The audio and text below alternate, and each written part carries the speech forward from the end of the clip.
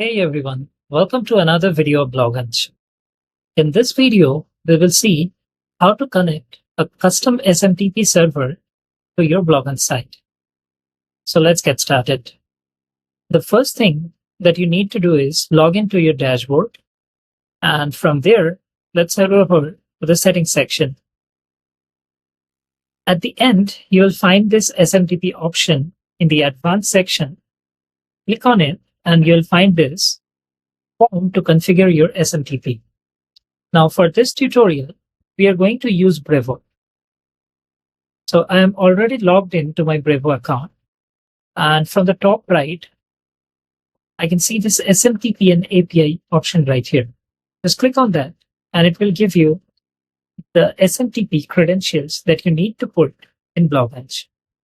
So I'm going to copy this login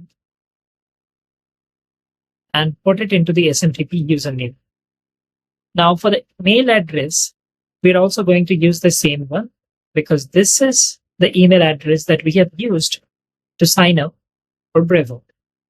Now for the reply address, it totally depends on your use case. If you want to send the replies to a different mail address, then you can put it here. If not, you can use the same mail address. Now let's get back to Brevo and figure out the rest of the things. So we need this SMTP server, which is basically the SMTP host. We need the SMTP port, which is 587. So let's copy it and put it back over here. Now the last missing piece here is the SMTP password. For the password, here you can see your SMTP keys. By default, a master password is already there. Just unhide it, click to copy, and get back to BlogHunch and paste. Now we have everything in place. Now let's save this, and we are going to do a test now. Before we test an email, let's grab a temporary email address. So here is our temporary email address. I'm going to copy this, get back, and let's do a test email. All right. Now it is sending the email. All right. After doing the refresh, I can see it is here.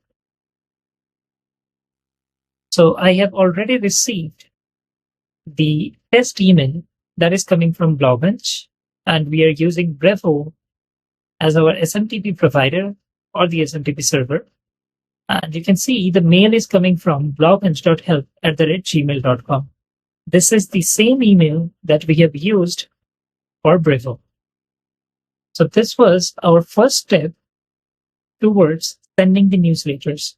In the next video, we will see how to create your first newsletter and start sending emails to your subscribers.